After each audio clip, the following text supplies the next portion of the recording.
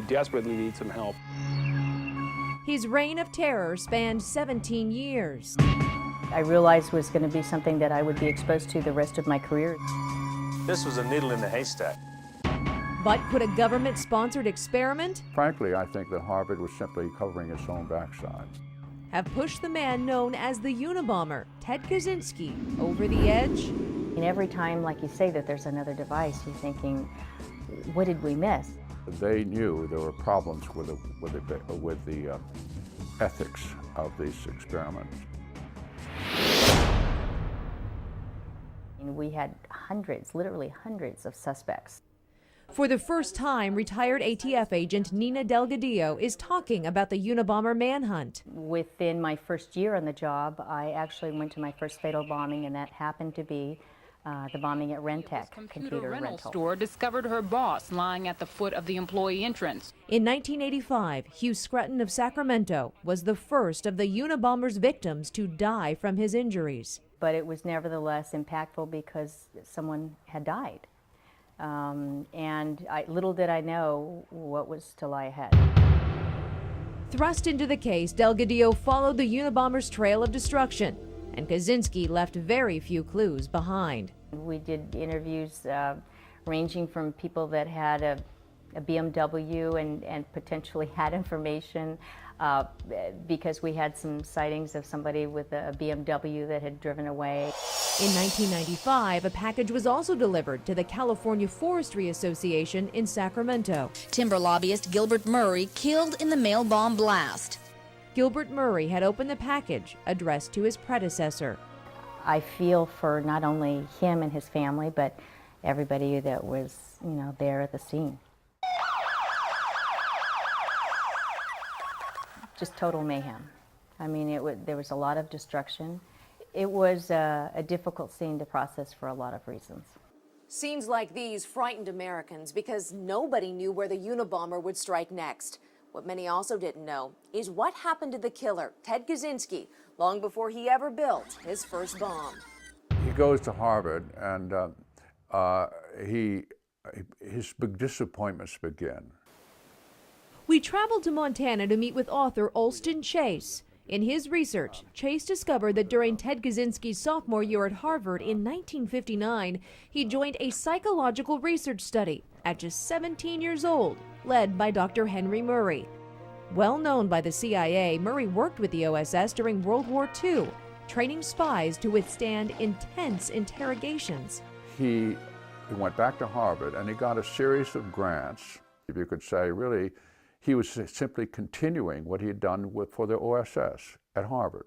In Murray's study, Kaczynski and 21 other students were asked to write an essay on their philosophy of life, including details from toilet training to how often they masturbate and detailing their erotic fantasies. And then they're told that after it's written, they've written it, that they will meet with another undergraduate at a certain place, and that they will debate it. They will have a discussion about the philosophies of life. In fact, they were being duped. Each student was brought into a room with bright lights, seated in a chair facing a one-way mirror. They had electrodes attached to their body, and the person they were supposed to debate turned out not to be an undergraduate. A law school student who had been prepped to tear into the student and to mock and ridicule their ideas and their values, to get them as angry as they possibly could. After they'd done this film footage, they brought the students back and showed them the film footage, showed them being humiliated. They were rubbing salt into the wounds. Each student in the study was also given a code name. Kaczynski's was Lawful. Years later, when lawful became lawless, Kaczynski did not just send bombs to people who helped forward technology. He included psychologists as the people who were the enemy. I wrote Kaczynski a letter asking about his philosophy. From Colorado's Supermax prison, Kaczynski wrote back. In the letter, he wrote, his book, Technological Slavery, will probably answer your questions. The book left me with more. Kaczynski writes that in 1962, he became hostile towards technology. That's the same year the Murray study ended. When I wrote back asking about that, I didn't hear from him again. The Harvard study has frankly been very exaggerated in my view. Retired FBI special agent and behavioral expert Kathleen Puckett is one of the few to read nearly all 40,000 pages of Kaczynski's writings, confiscated from his Montana cabin when he was arrested in 1996.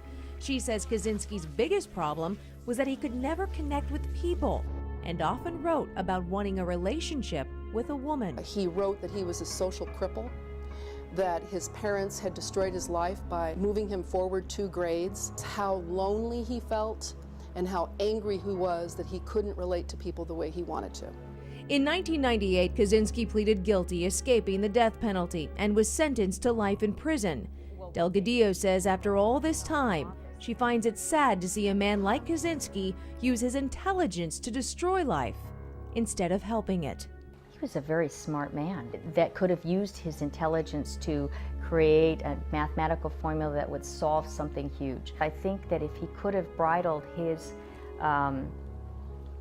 drive into something positive versus something negative, how amazing would that have been?